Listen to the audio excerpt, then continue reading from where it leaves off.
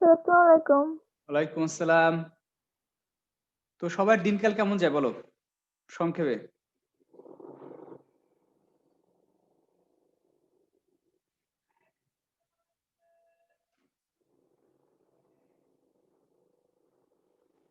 আমরা সরাসরি পড়ায় ঢুকি না?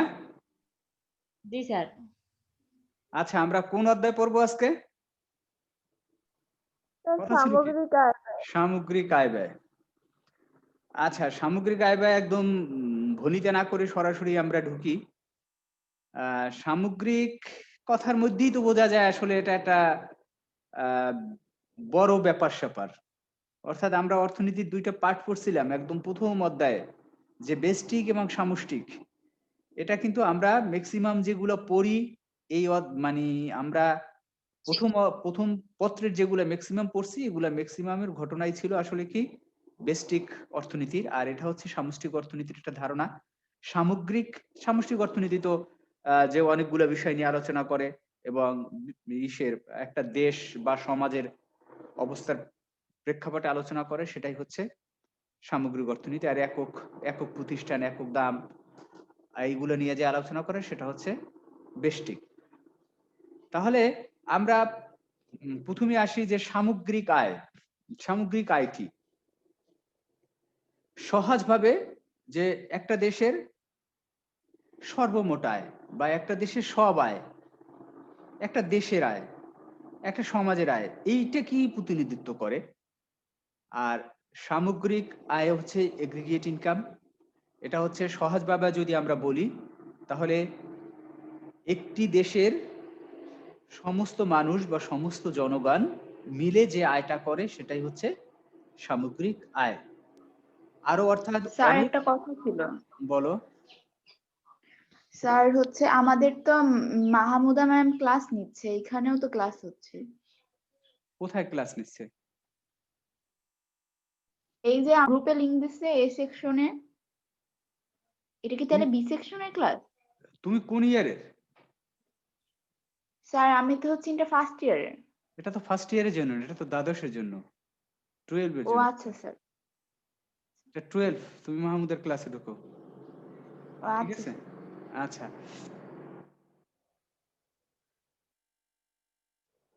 যেটা বলতেছিলাম তাহলে সামগ্রিক অর্থাৎ সামগ্রিক আয়কে বা সামগ্রিক আয় বা জাতীয় আয়কে অনেক অর্থনীতিবিদ অনেক দিক দিক থেকে বিবেচনা করে, সংজ্ঞায়িত করে। তোমরা বইতে এগুলো ডিটেইলস পাবা। আমরা আসলে ৩ টা দিক থেকে সামগ্রিক আয় বা জাতীয় আয়কে বিবেচনা করব। একটা হচ্ছে সেটাকে আমরা উম একটা হচ্ছে উৎপাদিত দ্রব্য সামগ্রীর দৃষ্টিকোণ থেকে।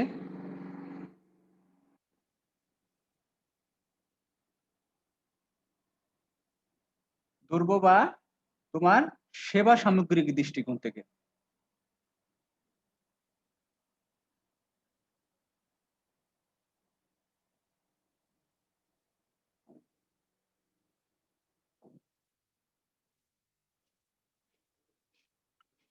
দৃষ্টিকোণ। আচ্ছা, আমরা আরো সহজভাবে বলতে পারি যে উৎপাদনের দৃষ্টিকোণ থেকে। একটা হচ্ছে উৎপাদনের দৃষ্টিকোণ থেকে, একটা হচ্ছে আয়ের দৃষ্টিকোণ থেকে, আর একটা হচ্ছে কি তোমাদের যেহেতু চ্যাপ্টারের উপরে পড়ানো হয়েছে সেজন্য আমি একটু ঢুকলাম। আরটা হচ্ছে আয়ের দৃষ্টিকোণ থেকে,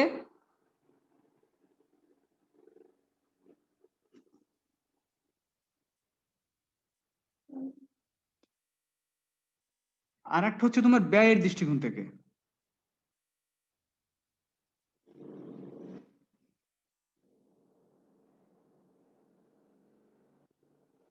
তাহলে আবার দেখো, একদম সহজভাবে যদি আমরা এক কথায় বলতে চাই তাহলে একটি দেশের একটি নির্দিষ্ট সময় সাধারণত এক বছরে যে পরিমাণ দ্রব্য এবং সেবা সামগ্রী উৎপাদিত হবে তার বাজার মূল্যকে বলা হবে জাতীয় আয়। আবার ভালো করে চূড়ান্ত দ্রব্য না স্যার, আপনি হ্যাঁ হ্যাঁ, বলছিলেন চূড়ান্ত কথা তো অবশ্যই লাগবে। ধন্যবাদ তোমার। চূড়ান্ত কথা অবশ্যই লাগবে।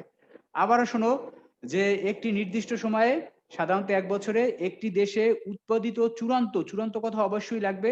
চূড়ান্ত দ্রব্য এবং সেবা সামগ্রী উৎপাদিত হবে তার বাজার মূল্যই হচ্ছে তোমার জাতীয় আয়। এখন তাহলে আমরা কয়টা দৃষ্টিকোণ থেকে অর্থাৎ কয়টা বিষয়ের উপর এখানে একটু নজর রাখবো। তাহলে প্রথমে দেখো কি লাগবে, এই যে এটাই হচ্ছে আসলে উৎপাদিত দ্রব্য সামগ্রিক দৃষ্টিকোণ থেকে। তাহলে এই থেকে যদি আমরা বিবেচনা করি তাহলে এক্ষেত্রে প্রথমে একটা দেশ তো লাগবেই। তাহলে একটি দেশ, এখানে একটা দেশের ঘটনা, দেশ লাগবে, একটি নির্দিষ্ট সময় লাগবে, অর্থাৎ এগুলোকে তোমার এই সংজ্ঞার মধ্যে এই কথাগুলা থাকাই লাগবে। আর হচ্ছে চূড়ান্ত দ্রব্য বা সেবা সামগ্রী, আর হচ্ছে চূড়ান্ত দ্রব্যই আমি সংক্ষেপে লিখলাম, চূড়ান্ত দ্রব্য ও সেবা সামগ্রী, আর হচ্ছে বাজার মূল্য। খেয়াল করো, তাহলে আমরা এই চারটা জিনিসের উপরে একটু সংজ্ঞাটা দেওয়ার সময় একটু লক্ষ্য রাখবো যে একটি নির্দিষ্ট দেশে একটি নির্দিষ্ট সময় বলতে সাধারণত 1 বছরে যে সমস্ত চূড়ান্ত দ্রব্য ও সেবা উৎপাদিত হবে তার বাজার মূল্যই হচ্ছে জাতীয় আয়। এখনই তোমরা এই সংজ্ঞাটাকে, তোমরা এটা নিয়ে তো পরীক্ষাও দিছো এই চাপটা নিয়ে, তাহলে এই চারটা জিনিসকে মাথার মধ্যে রেখে সংজ্ঞাটা দাঁড় করাবা। এখন দেশ বলতে আসলে কি বোঝায়, যদি আমরা আসি, দেশ বলতে বোঝায় একটা নির্দিষ্ট ভৌগোলিক সীমারেখার কথা বলা হয়। সময় বলতে সাধারণত 1টা বছর বোঝাবে। আর চূড়ান্ত দ্রব্য এবং সেবা, এইখানে কিন্তু 2টা জিনিস বোঝার আছে। একটা হচ্ছে চূড়ান্ত দ্রব্য সাধারণত 3 ধরনের হয়ে থাকে। একটা হচ্ছে প্রাথমিক দ্রব্য, মাধ্যমিক দ্রব্য, আর হচ্ছে কি চূড়ান্ত দ্রব্য। প্রাথমিক দ্রব্য আমরা সহজে যে সবসময় যে উদাহরণটা ইউজ করি সেটাই দেই, ধরো তুলা, সুতা, আর ধরো কাপড়। তাহলে এক্ষেত্রে চূড়ান্ত দ্রব্য কোনটা? কাপড়। আর তুলা কি? স্যার আমি একটা প্রশ্ন করব। হ্যাঁ করো। স্যার আমি যদি এখানে বলি তুলা, তারপরে সুতা, তারপরে বস্ত্র, তারপর তৈরি পোশাক, তাহলে এখানে তো 4টে স্টেজ হয়ে যায়। হ্যাঁ 4টে স্টেজ হবে। আবার কাপড় থেকে তখন যদি কি আমি তখন যদি কি কাপড় বলা থেকে, যাবে? আচ্ছা আসি। হ্যালো তখন স্যার, কাপড় আসসালামু আলাইকুম। ওয়ালাইকুম আসসালাম। কাপড় থেকে যদি আমরা ইসেই যাই, তৈরি পোশাকই যাই, এখান থেকে আমি গেলাম, এটাকে বললাম তৈরি পোশাক। ঠিক আছে, 4টাই। তাহলে প্রথম হচ্ছে দেখো মৃত্তিকার কথা অনুসারে আমরা আসি যে এটা হচ্ছে তৈরি পোশাক। তাহলে এই ক্ষেত্রে তো কোনো আনডাউট, তাহলে চূড়ান্ত দ্রব্য কোনটা? তৈরি পোশাক। এখন কিন্তু আর কাপড় কিন্তু আর চূড়ান্ত দ্রব্য নাই। তখন আমার এই তৈরি পোশাকের হিসাবের মধ্যে নিয়ে আসতে হবে। যদি আমি তৈরি পোশাক পর্যন্ত না যাই তাহলে আমাকে কাপড়কে চূড়ান্ত দ্রব্য হিসাবে ধরতে হবে। যদি আমি কাপড় পর্যন্তই না যাই তাহলে, অর্থাৎ তুলা থেকে সুতা তৈরি করে সরাসরি আমি শার্টে বুদম করলাম, নকশি কাঁথা সেলাই করলাম, তাহলে সেক্ষেত্রে কিন্তু আমার চূড়ান্ত দ্রব্য হয়ে গেল সুতা। আবার দেখো তুলাও কিন্তু চূড়ান্ত দ্রব্য হতে পারে, যেমন আমরা লেপ তোশক বানাই, বালিশ ভূমি বানাই। থেকে যদি শুরু করি, হ্যাঁ, মানে যে যখন সংগ্রহ করা। এটাই হয়ে যায় তখন এটা হয়ে যাবে। তাহলে দেখো আসলে যদি আমি তুলাকে সরাসরি, আর চূড়ান্ত দ্রব্য কোনটা? চূড়ান্ত দ্রব্যের সংজ্ঞাই করবা যে দ্রব্যটা সরাসরি ভোগে ব্যবহার করা হয়। ঠিক আছে, স্যার সেটা না হয় বুঝলাম, কিন্তু এই 4টা থাকলে কোনটাকে কি বলবো? তুলা প্রাথমিক, সুতা মাধ্যমিক, তারপর কাপড় কি এই দুটো তৃতীয় মাধ্যমিক। পর্যায়ে? না, এই দুইটা হচ্ছে মাধ্যমিক। ও, দুইটাকে একসাথে মাধ্যমিক বলবো? দুইটা মাধ্যমিক, এটা থেকে এটা, এটা থেকে এটা। আচ্ছা, এখন তাহলে যেটা বলতেছিলাম, চূড়ান্ত দ্রব্য হচ্ছে যেই দ্রব্যটা সরাসরি ভোগের ক্ষেত্রে ব্যবহৃত হবে সেটা হবে চূড়ান্ত দ্রব্য। যেমন এক্ষেত্রে তৈরি পোশাক চূড়ান্ত দ্রব্য, যদি পোশাক পর্যন্ত না যায় তাহলে কাপড় চূড়ান্ত দ্রব্য। আচ্ছা, এই গেল চূড়ান্ত বিষয়। আর এরপর আছে দ্রব্য এবং সেবা। দ্রব্য হচ্ছে কি দৃশ্যমান পণ্য, অর্থাৎ যেটাকে তোমার ধরা ছোঁয়া যায়, এক স্থান থেকে আর এক স্থানে স্থানান্তরিত করা যায়, যার আকার আছে যেমন, তাহলে সেইগুলো কি দ্রব্য। আর সেবা হচ্ছে অদৃশ্য দ্রব্য, এটাকে কিন্তু তাহলে দৃশ্যমান দ্রব্য বলা হয়। দৃশ্যমান বা অদৃশ্য দ্রব্য, অদৃশ্য দ্রব্যই হচ্ছে সেবা, অর্থাৎ যাকে ধরা ছোঁয়া যায় না, স্থানান্তর করা যায় না, যেমন শিক্ষকের সেবা, ডাক্তারের সেবা, উকিলের সেবা, মানে এগুলো হচ্ছে কি সেবার মধ্যে আসবে। তাহলে এই সমস্ত যেটা উৎপাদিত হবে তার আর শেষের অবস্থানটা হচ্ছে বাজার মূল্য, অর্থাৎ একে তোমার মূল্যায়িত করতে হবে, অর্থাৎ এর দাম গুলো যোগ করতে হবে। এই বাজার মূল্যের আরো যদি তুমি একটা পয়েন্ট আনো তাহলে আরো একটা আনতে পারো, বাজার মূল্যের সমষ্টিও বললে আরো তোমার স্পষ্ট হয়, বাজার মূল্যের সমষ্টি। তাহলে দেখো সংজ্ঞাটার মধ্যে আবার আসো, দেখো একটু ভালো করে খেয়াল করো যে আচ্ছা কেউ একজন আমাকে বলো সংজ্ঞাটা তাহলে কি? স্যার আমি বলবো, হ্যাঁ বলো সামিয়া। একটি নির্দিষ্ট দেশে নির্দিষ্ট সময়ে সাধারণত এক বছরে যে সমস্ত চূড়ান্ত দ্রব্য ও সেবা সামগ্রী উৎপাদিত হয় তার বাজার মূল্যের সমষ্টিকে বলা হয় জাতীয় আয়। একদম মানে অ্যাপ্রোপ্রিয়েট, এরপর আর লাগে না। বাজার মূল্য বা চলতি মূল্যের সমষ্টিকে বলা হয় জাতীয় আয়। আচ্ছা, এটা নিয়ে আমরা তাহলে এই পর্যন্ত থাকি। আর এটাকে আমরা একটু কাজও করতে পারি যে এই হিসাবটা তাহলে আমি কিভাবে বের করব, যেহেতু আমি তিনটাকেই একবারে সেট করে দিছি আর তোমরা বিষয়টা তোমাদের আগে পড়া সহজে বুঝছো, তাহলে আমাকে প্রথমে নির্ধারণ করতে হবে কি, যে কি পরিমাণের দ্রব্য সামগ্রী দেশে উৎপাদিত হয় সেই সংখ্যাটা। তাহলে আমরা যদি ধরি আমরা এখন দেখো বাজার মূল্য বলতে আসলে কিভাবে আমি পাবো। এখন দেখো, যদি এটা হচ্ছে এন, যদি এক্স যদি দ্রব্য হয় আর যদি তার দাম হয়, সাপোজ মনে করলাম যে ধরো বাজারে অনেকগুলো দ্রব্য উৎপাদিত হয় একটা দেশে, তার একটা দ্রব্যের নাম হচ্ছে আমি ধরলাম কি বললাম, আমি অন ধরলাম, 1 নং দ্রব্য, 2 নং দ্রব্য, 3 নং দ্রব্য, 4 নং দ্রব্য। তাহলে এরকম যদি আমি অন ধরি, ধরো এই দ্রব্যটা 100, এই দ্রব্যটা 100 একক উৎপাদিত হয়, এর বাজার মূল্য 10 টাকা। এই দ্রব্যটা তোমার 50 একক উৎপাদিত হয়, বাজার মূল্য 20 টাকা। আচ্ছা, বাজার মূল্য আমি গুণটা পরে দেই, বাজার মূল্য হচ্ছে 20 টাকা, অর্থাৎ এটা হচ্ছে পরিমাণ এক্স আর এটা হচ্ছে দাম। এটারে ধরো, এটা হইলো আবার 150, এর দাম হইলো ধরো 25 টাকা। এটা হইলো তোমার 100, এর দাম হইলো ধরো 50 টাকা। এরকম করতে করতে একটা দেশে হাজার হাজার পণ্য উৎপাদিত হয়। তাহলে আমরা এর দাম বা এ থেকে প্রাপ্ত আয় আমরা কিভাবে বের করব? দাম আর পরিমাণকে গুণ করে যোগ গুণ করব। করব, সহজ কথা, দাম আর পরিমাণকে গুণ করব।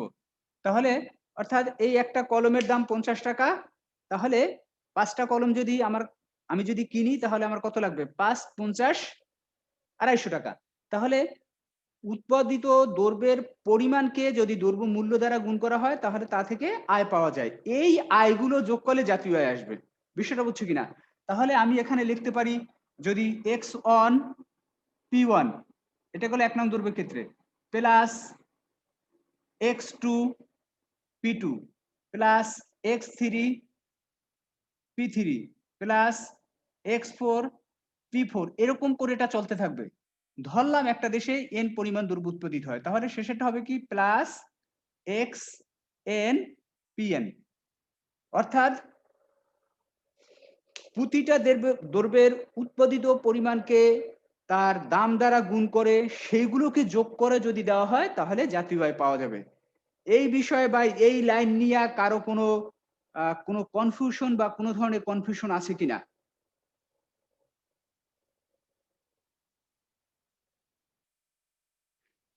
আচ্ছা, নাই। তাহলে আমি সামনে আগালাম।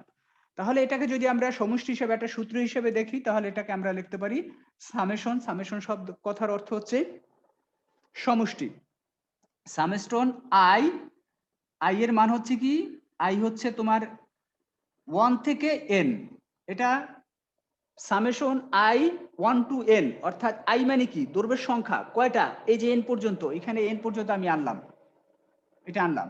তাহলে এইটা সমস্যা হয় pn বা x, আমি আগে লিখছি, তাহলে এক্স আই পি আই। ঠিক আছে, এখন আই এর মান হচ্ছে আমি এন এন করে এটাকে যোগ করে দেব। এটা হচ্ছে সামেশনের পরে কি সমান চিহ্ন হয়? না, সরি, সামেশনের পর আর সমান চিহ্ন হবে না, এইটা ইকুয়াল টু এই পেশাবের সমান। ঠিক আছে, সামেশন এক্স আই এবং পি আই। এরপরে দেখো, তাহলে এইটা যদি হয়, এখন আমরা দ্বিতীয়বারে একটু চলে আসি। দ্বিতীয়টা হচ্ছে, এটার মধ্যে নিয়ে আর কোনো কথা আমার মনে হয় না যে খুব একটা দরকার আছে। আচ্ছা, দ্বিতীয় হচ্ছে আয়ের দৃষ্টিকোণ থেকে জাতীয় আয়। আমি কিন্তু একটু দ্রুত আগাচ্ছি, তোমাদের এই বিষয়গুলো পড়া, এই জন্য আগাবার চেষ্টা করতেছি, কিরকম পারতেছি সেটা জানি না। আয়ের দৃষ্টিকোণ থেকে জাতীয় আয় অর্থাৎ একটা দেশে যে পরিমাণের মানুষজন বা জনসংখ্যা বাস করে তাদের সমস্ত আয়কে যদি আমরা যোগ করি তাহলেই আমরা জাতীয় আয় পাবো। অর্থাৎ একটা দেশে যদি যতগুলো মানুষ আছে সমস্ত মানুষের যে ধরনের আয় হয়, যেভাবে আয় হয়, সব আয়গুলো যদি আমরা যোগ করি তাহলে আমরা জাতীয় আয় পাবো। আচ্ছা, এখন তার আগে একটু বলো যে মানুষ যে আয় করে কোন ক্ষমতার জোরে বা কোন কোন উপাদানের বলে তার আয় করে?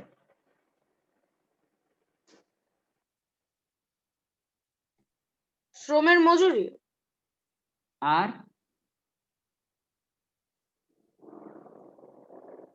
এটা শুধুমাত্র একটা উপায়, শ্রম দিয়ে মানুষ আয় মূলধনের করে। সুদ। হ্যাঁ, মূলধনের সুদ থেকে আয় করে। আর ভূমির আচ্ছা। খাজনা থেকে আয় করে।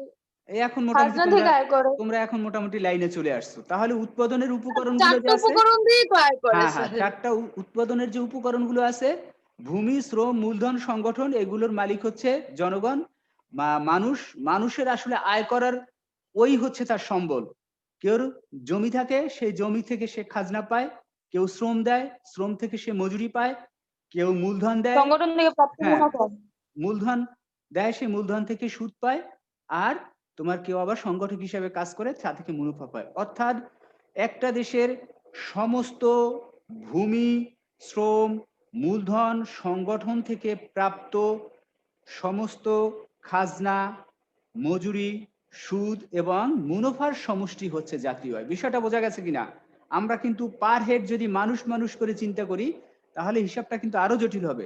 সুতরাং ওই রকম না করে সমস্ত জমি থেকে প্রাপ্ত খাজনা, সমস্ত মানুষের দেওয়া থেকে শ্রম থেকে প্রাপ্ত মজুরি, আর তোমার মূলধন থেকে প্রাপ্ত সুদ, আর সংগঠক হিসাবে সংগঠক থেকে প্রাপ্ত তোমার মুনাফাগুলো যোগ করলে আমরা জাতীয় আয় পাবো।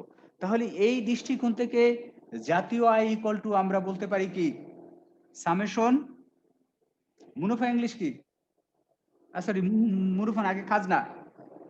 খাজনা কি ইংরেজিতে কি বলে? খাজনার সিম্বল কি?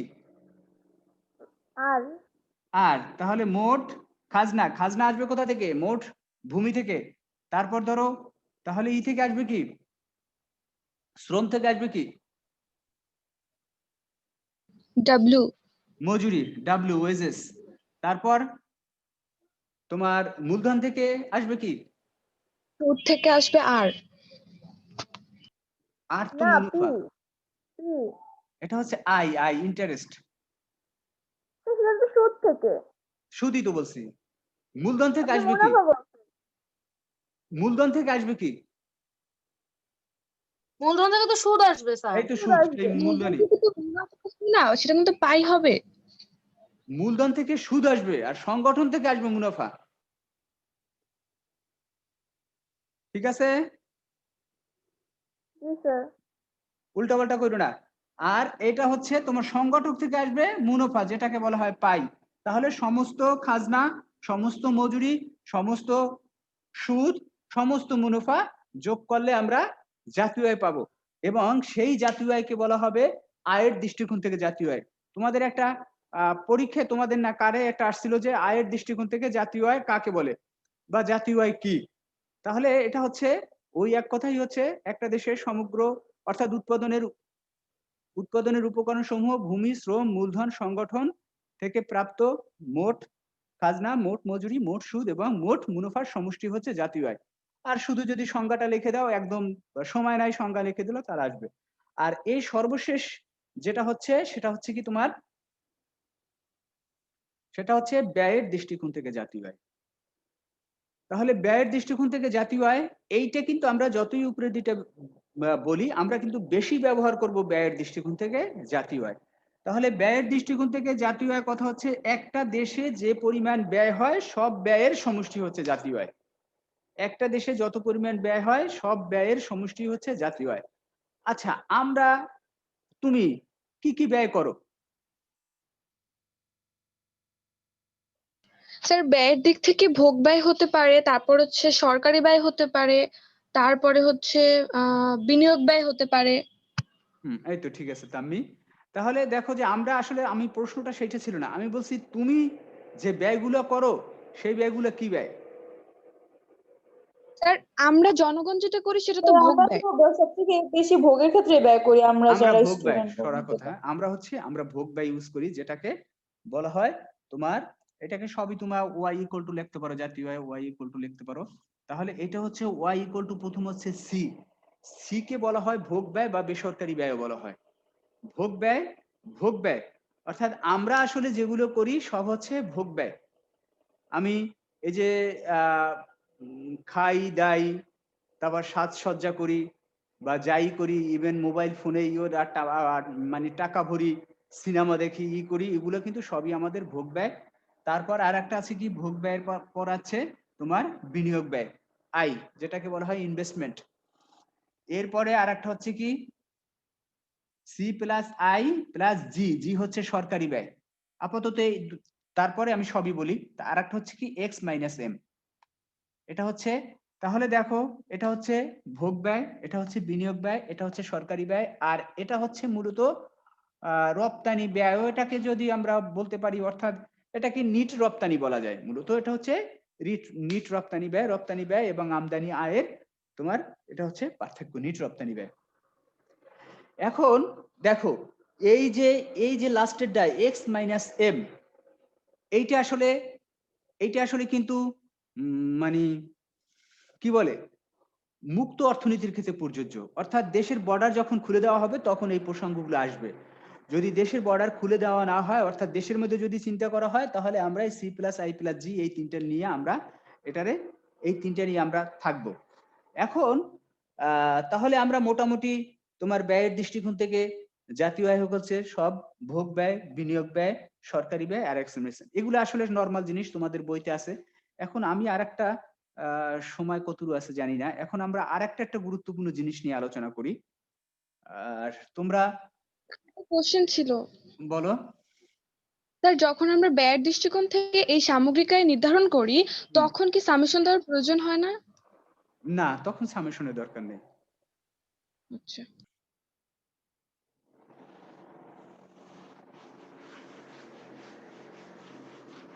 আচ্ছা, এখন আমি এগুলা নিয়ে কিন্তু সামনে অনেক আলোচনা হবে, অনেক কিছু হবে। এটা শুধু তোমাদের প্রথমে আমি পরিচয় করে দিলাম। এখন আমরা গুরুত্বপূর্ণ দুইটা ধারণা নিয়ে আলোচনা করতেছি। একটা হচ্ছে দেখো জিডিপি, আর হচ্ছে জিএনপি। খেয়াল করো, জিডিপি আর জিএনপি। আচ্ছা, তোমরা কি কেউ কি জানো যে জিডিপি তে কি হয়? Gross domestic product. আর জিএনপি তে national product, Gross national product. তাহলে দেখো জি জি দুইটার মধ্যে আছে, পিপি দুইটার মধ্যে আছে, মাঝখানে গন্ডগোলটা হচ্ছে কোথায়? একটা ডি, একটা হচ্ছে D and N. একটা হচ্ছে এন। তাই ডি হচ্ছে ডোমেস্টিক, যেটাকে আরো একটা বলা হয় দেশজ, আর একটাকে বলা হয় দেশজ। তোমার জাতীয়, National. ন্যাশনাল। আমরা সহজভাবে যখন এটা পড়াবো তখন একদম সহজ, দেখো পানির মতো সহজ মনে হবে। আমরা আসলে চিন্তা করি আমাদের দেশ কি, আমাদের দেশের নাম কি? বাংলাদেশ। বাংলাদেশ। আর আমরা জাতি হিসেবে কি জাতি? জাতীয়, অর্থাৎ দেশজ আর বাঙালি। জাতীয়। আর যেটা হচ্ছে বাঙালি। বাঙালি। বাঙালি সরাসরি না বলে এটাকে এখন সংবিধানে বাংলাদেশি বাঙালি, ঠিক আছে? আচ্ছা, ধরো বাংলাদেশি আমি সম্পূর্ণই লিখলাম বাংলাদেশি বাঙালি। আচ্ছা, তাহলে দেখো যে দুইটা একই জিনিস নাকি আলাদা জিনিস?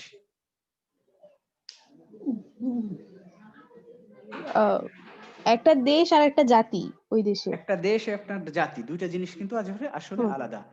এখন সহজভাবে মনে করো বাংলাদেশ কি? এখন আসো, বাংলাদেশ কি বা একটা দেশ কি? একটা ভৌগোলিক সীমানার মধ্যে আবদ্ধ। একটা ভৌগোলিক সীমারেখা। এরকম যদি তুমি একটা আঁকি আমি, তাহলে এটা ধরো দেখা যায়। আহারে, এত কষ্ট করে সুন্দর করে আঁকলাম, যদি নাই দেখা যায়। স্যার বোঝা যাচ্ছে। আচ্ছা, ধরো এরকম একটা দেশ, এই হচ্ছে বাংলাদেশ। আর এই যে এটা কি, তাহলে দেশ বলতে কি বোঝায়? দেশ বলতে ভৌগোলিক সীমারেখা দ্বারা আবদ্ধ জায়গা। একটা ভৌগোলিক সীমারেখা। আর জাতি বলতে কি বোঝায়? যে ওই দেশের অধিবাসীরা, ওই দেশের অধিবাসী। আচ্ছা, এখন সহজ জিনিস, এই যে বাংলাদেশে যে পরিমাণ দ্রব্য সামগ্রী উৎপাদিত হয় সেটা হচ্ছে জিডিপি, আর বাংলাদেশিরা যে পরিমাণে দ্রব্য সামগ্রী উৎপাদিত করে সেটা হচ্ছে জিএনপি। এখন বলো তাহলে এই দুইটা ধারণা কি এক কিনা? না স্যার, এক না। এই দুটো ধারণার মধ্যে পার্থক্য আছে। আছে। আচ্ছা কেন এক না? জিডিপি হচ্ছে বাংলাদেশের মধ্যেই উৎপাদন হয়, আর জিএনপি হচ্ছে মানে পৃথিবীর যে কোনো জায়গার বাঙালি উৎপাদন মানে কোনো আয় করলে সেটাই হচ্ছে জিএনপি, মানে আচ্ছা কোনো ই করলে। ধন্যবাদ জেরিন।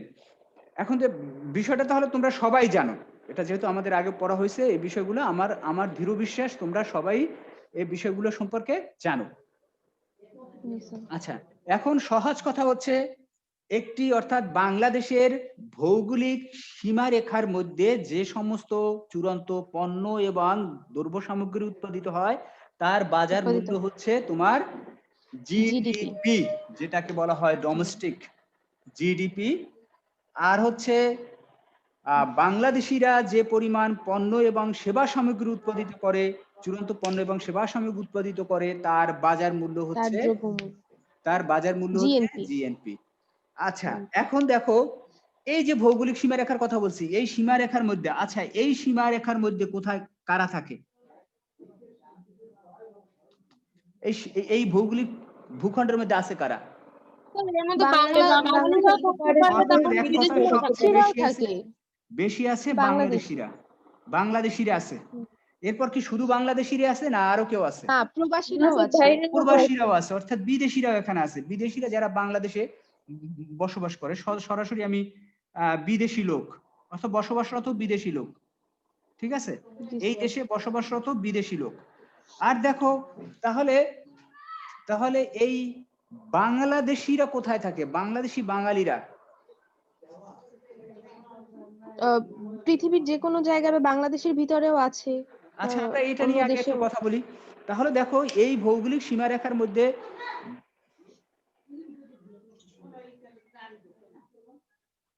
ফোন রিসিভ করছো?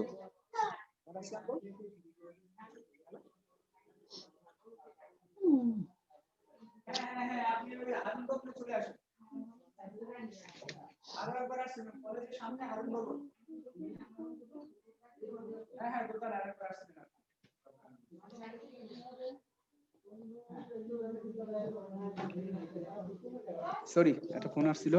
আচ্ছা তোমাদের 10 মিনিট পর কি লাইন কেটে দেবে নাকি আবার ক্লাসে ঢুকবা? স্যার আবার আচ্ছা ঢুকো, আমার একটু ব্যস্ততা আছে অল্প সময়ের মধ্যে, যদি কেটে যায় তাহলে আবার লিংক দেবো, আবার ঢুকো। হ্যাঁ স্যার, আজকে আপনি কয়টা পর্যন্ত ক্লাস করাবেন? আমি এই তো দেখা যাক, এখন বাজে কটা? 11:05। আচ্ছা আমি তো বেশি যাব না, আমার ওই কাজ আছে 11:30 পর্যন্ত, না হয়তো আর ওই লিংক দিলে আর 10-15 মিনিট সাড়ে পরে। 11টা পর্যন্ত? না অত দূর হয়তো যাব না, এই 10টা স্যার, 11:15 মধ্যে শেষ করতে পারবেন? হ্যাঁ 11:15 মধ্যে। আমাদের 11টায় ক্লাস আছে, ক্লাস চলছে মানে। আচ্ছা ই করো, এরপর আসো। তাহলে দেখো যে বাংলাদেশি আর হচ্ছে কারা বিদেশি, এরা উভয় এই দেশের মধ্যে থাকে। এই ভৌগোলিক সীমারেখার মধ্যে থেকে বাংলাদেশিরা এবং বাংলাদেশে অবস্থানরত বিদেশিরা যে দ্রব্য উৎপাদন করবে তারা হচ্ছে জিডিপি। আর বাংলাদেশি বাঙালিরা কোথায় থাকে? দেখো এরা কোথায় থাকে, এক হচ্ছে এর বড় একটা অংশ থাকে বাংলাদেশের মধ্যেই থাকে, অর্থাৎ আমাদের ভৌগোলিক সীমারেখার মধ্যে। আবার ধরো একটু ছোট্ট করে রেখে দিলাম, এই ধরো এই ভৌগোলিক সীমারেখার মধ্যেই আছে। সেকেন্ডটাই ভালো হয়েছিল, ডাকাই লাগবে না। আচ্ছা থাক। আচ্ছা তাহলে সহজ জিনিস না একই বুঝাই যে বাংলাদেশিরা এইটার মধ্যে থাকে, এই দেশের মধ্যে থাকে, ঠিক আছে। আর হচ্ছে কি এরা বিভিন্ন দেশে আছে, আমেরিকা আছে, জাপান আছে, ইটালিতে আছে, নানা দেশে আছে। তাহলে তারা ওই দেশে থেকে বা যেখানেই থাকুক যে পরিমাণ দ্রব্য সামগ্রী উৎপাদিত করবে তার সমষ্টি হবে কি তোমার জিএনপি। কিন্তু একটা শর্ত আছে, ওই দেশে থেকে ওইগুলা ফেরত পাঠাতে হবে। শর্ত হচ্ছে তারা ওই দেশে বই ইনকাম করবে, ইনকামের যেই অংশটা এই দেশের মধ্যে ফেরত আসবে সেটা হবে জিএনপির মধ্যে যাবে। আর এইখানে শর্ত আছে যেই অংশটা বিদেশিরা যা উৎপাদন করবে তারা যদি এই দেশে ভোগ করে ব্যয় করে তাহলে এইটা হবে এটি, আর যেটা তাদেরকে ফেরত যাবে সেটা আর এই জিনিসটা ওই দেশে আসবে না, ওই দেশের মধ্যে আসবে। এখন সহজভাবে আমি একটা উদাহরণ দেই। মনে করো বাংলাদেশের আব্দুল সত্তার, সে ধরো সৌদি আরবে আছে, সৌদি আরবে থেকে সে মাসিক 2 লক্ষ টাকা ইনকাম করে। সেই 2 লক্ষ টাকার মধ্যে সে ধরো 1,20,000 টাকা ওই দেশে তার জীবনযাত্রার ব্যয়ের জন্য খরচ করে, আর 80,000 টাকা আমাদের দেশে ফেরত পাঠায়। তাহলে বলো যে এই ৮০,০০০ টাকা কিসের মধ্যে আসবে? আমাদের জিএনপি তে। আমাদের জিএনপি তে আসবে। জিএনপি তে। আর ১,২০,০০০ টাকা কোথায় যাবে?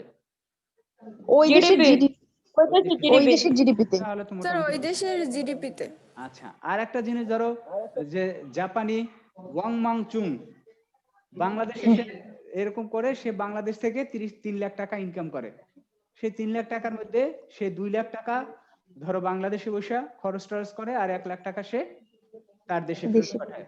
তাহলে যে ২ লাখ টাকা ই করে সেটা যাবে কোথায়? জিডিপি খাতে বাংলাদেশের। আমাদের দেশের জিডিপি তে, আর ১ লাখ টাকা ওদের দেশের জিএনপি। তাহলে তো তোমাদের জিএনপি তে। মোটামুটি এই ধারণাগুলো আছে। এটাই যে আসলে এই যে পাঠায় আনে, এটাই হচ্ছে এক্স মাইনাস এম। যে এই এক্স কি, এখন এক্স মাইনাস এম এর একটু ব্যাখ্যা দেই। এক্স মানে কি? মোট রপ্তানি। মোট রপ্তানি। আর এম মানে কি? মোট আমদানি। আমদানি এবং রপ্তানি। আচ্ছা, কথা হলো আমি রপ্তানি করলে পণ্য কোথায় যায়? রপ্তানি করতে পণ্য মানে আসে দেশের বাইরে অন্য চলে দেশে যায়। বাইরে যায়, অন্য দেশে যায় রপ্তানি করে। আর আমদানি করলে? হ্যাঁ, অন্য দেশে যায়। আমদানি করলে দেশে আসে। আমদানি করলে দেশে আসে। তাহলে আমি আমদানি করলে যখন দেশে আসে তখন এটা তার আগে আমি বিয়োগ চিহ্ন দিলাম কেন? এ তো আরো যায়। সরি, স্যার দেশে আসে কিন্তু ব্যয় টাকাটা তো বাইরে যায়, টাকা তো বাইরে যায়। আচ্ছা, দ্রব্য তাহলে দেশে কথা হচ্ছে আসলে দ্রব্য দিয়ে হিসাব হবে না, হিসাব হবে অর্থ দিয়া। ঠিক আছে? অর্থ দিয়ে। আবার দেখো এক্সপোর্ট মানে কি? রপ্তানি করি, অর্থাৎ পণ্য বাহিরে যায়। পণ্য যেথায় যায় যা কোনো সমস্যা নাই, কিন্তু পণ্যের টাকাটা কোথায় আসে? অর্থটা আসে। তো অর্থটা দেশে আসে, এটা দেশের সাথে যোগ হয়ে যায়। আর এটা হচ্ছে যদি আমরা রপ্তানি করি তাহলে পণ্য আমাদের দেশের মধ্যে চলে আসে, কিন্তু এই পণ্য ক্রয়ের জন্য অর্থটা আমাদের তোমার বাহিরে চলে যায়। তাহলে হ্যাঁ, তাহলে এটাই দেখো আসলে এক্স মাইনাস এর মধ্যে আসে। এখন আচ্ছা, আরো কিছু জিনিস যখন আমরা একটু জেরিন তোমার একটু মিউট করে নাও। আচ্ছা, এই ধারণার সাথে আরো কিছু রিলেটেড ধারণা আছে, সেইগুলো নিয়ে একটু কথা বলি। আজকে অবশ্য বেশি থাকা যাবে না, আমার ছেলের স্কুলে যেতে হবে, বুঝছো? আচ্ছা, লিঙ্ক তাহলে আজকে থাকে, বৃহস্পতিবার বেশি নিব অনেক ক্লাস। চলে গেলে আল্লাহ হাফেজ। ঠিক আছে, বলো। এখন না এখন বলি না। আচ্ছা, এখন দেখো এই জিডিপি। আচ্ছা, জিডিপি থেকে আর একটা ধারণা আসে, সেটা হচ্ছে কি তোমার এনডিপি। আর এইখানে জিএনপি থেকে আর একটা ধারণা আসে, সেটা হচ্ছে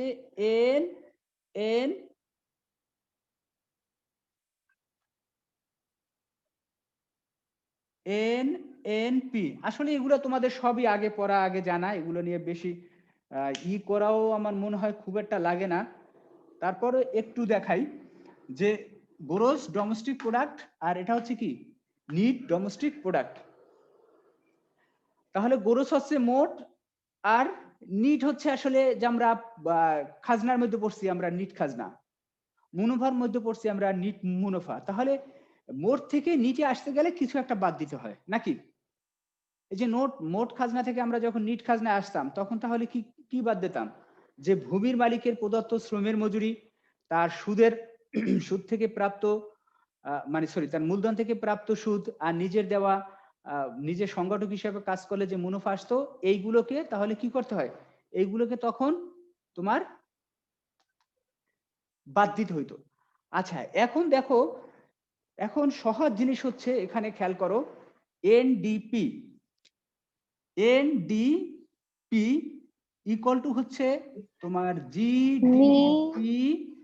জিডিপি মাইনাস হচ্ছে ডিসি অথবা সিসিএ। এখন দেখো, এই তাহলে আমরা এনডিপি এইমাত্রই বলছি নিট ডোমেস্টিক প্রোডাক্ট, জিডিপি হচ্ছে গ্রোস ডোমেস্টিক প্রোডাক্ট।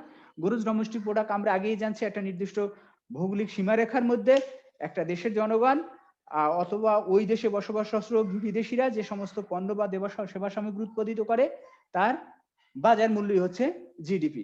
স্যার ডিসির পরে এটা কি দিলেন, কি সাইন? অবলিক নাকি সিসিএ, হ্যাঁ অবলিক। বিদেশি কায়দা হয়ে গেছে, তা দেশি কায়দা দিলাম। বেকাতার হয়ে গেছে। আচ্ছা বেকাতারা কইরেই দিছি।